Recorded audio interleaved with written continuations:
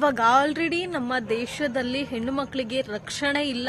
ರಕ್ಷಣೆ ಇಲ್ದೇನೆ ಎಷ್ಟೋ ಹೆಣ್ಮಕ್ಳು ಅತ್ಯಾಚಾರಕ್ಕೆ ಒಳಗಾಗ್ತಿದ್ದಾರೆ. ಎಷ್ಟೋ ಜನ ಅತ್ಯಾಚಾರಕ್ಕೆ ಒಳಗಾದ್ರೂ ಹೇಳ್ಕೊಳಕ್ಕಾಗ್ದೇನೆ, ಕಂಪ್ಲೇಂಟ್ ಕೊಡಕ್ ಹೋಗ್ದೇನೆ ಆ ಕೇಸ್ಗಳನ್ನ ಹಂಗೆ ತನ್ನಲ್ಲೇ ತಾನು ಮುಚ್ಚಾಕೊಳ್ಳುವಂತಹ ವ್ಯವಸ್ಥೆಯಲ್ಲಿ ಬದುಕ್ತಾ ಇದ್ದೀವಿ.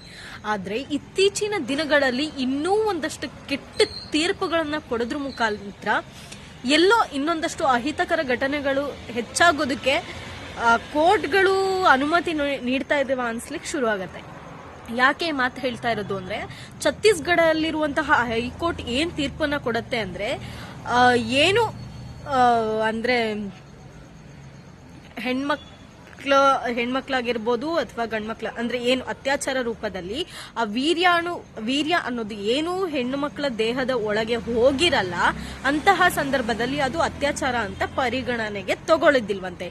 ಈಗ ಆಲ್ರೆಡಿ ಇರೋ ಅತ್ಯಾಚಾರ ಕೇಸ್ಗಳನ್ನೇ ಸಾಲ್ವ್ ಮಾಡಕ್ಕಾಗ್ದೇನೆ ಕೋರ್ಟ್ಗಳು ಡ್ರ್ಯಾಗ್ ಮಾಡ್ತಾ ಮಾಡ್ತಾ ಮಾಡ್ತಾ ಒಂದು ಮುಚ್ಚಾಕ್ಬೇಕು, ಇಲ್ಲಾಂದ್ರೆ ಯಾರ ಹತ್ರನಾದ್ರೂ ಅಧಿಕಾರ ಇತ್ತು, ರಾಜಕೀಯ ವ್ಯವಸ್ಥೆ ತನ್ನ ಕೈಯಲ್ಲಿತ್ತು ಅಥವಾ ರಾಜಕಾರಣಿಗಳು ಇನ್ಫ್ಲೂಯೆನ್ಸ್ ಮುಖಾಂತರ ಕೇಸನ್ನ ಮುಚ್ಚಾಕುವಂತಹ ಕೆಲಸವನ್ನ ಮಾಡ್ತಾ ಇದ್ದಾರೆ. ಆಯ್ತಾ, ಇದ್ದಂತವ್ರು ದುಡ್ಡು ಕೊಟ್ಟು ಮುಚ್ಚಾಕ್ತಾ ಇದ್ದಾರೆ, ಇನ್ಫ್ಲೂಯೆನ್ಸ್ ಇದ್ದವರು ಇನ್ಫ್ಲೂಯೆನ್ಸ್ ಮುಖಾಂತರ ಕೇಸ್ಗಳನ್ನ ಮುಚ್ಚಾಕ್ತಾ ಇದ್ದಾರೆ. ಎಷ್ಟೋ ಜನ ಓಡಾಡಕ್ಕಾಗದೆ ಕೇಸು ಕೋರ್ಟು ಅಂತ ಓಡಾಡಕ್ ಆಗ್ದೇನೆ ಕೇಸ್ಗಳನ್ನ ಮುಚ್ಚಾಕ್ತಾ ಇದ್ದಾರೆ.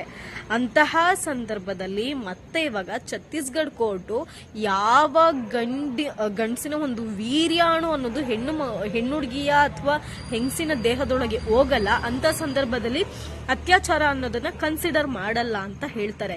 ಅಲ್ಲ, ನಮ್ಮ ದೇಶದ ವ್ಯವಸ್ಥೆ ನೋಡಿ ದಿನೇ ದಿನೇ ಇನ್ನೂ ಹಾಳಾಗ್ತಿದೆ ಹೊರತು ಏನು ಉದ್ಧಾರ ಆಗ್ತಿಲ್ಲ. ಆಯ್ತಾ, ಸದ್ಯಕ್ಕೆ ಸುಪ್ರೀಂ ಕೋರ್ಟ್ ಇದನ್ನ ತಡೆದು ನಿಲ್ಸಿದೆ. ಇದು ತೀರ್ಪು ಸರಿ ಇಲ್ಲ, ನೀವಿಂತ ದರಿದ್ರ ತೀರ್ಪು ಕೊಡಬೇಡಿ ಅನ್ನೋ ರೀತಿಲಿ ತಡೆದು ನಿಲ್ಸಿದೆ.